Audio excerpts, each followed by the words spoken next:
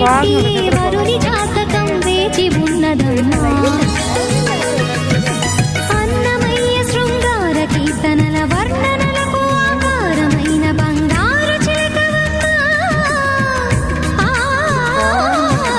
రాముని సుమసరమా, రాముని సుమసరమా.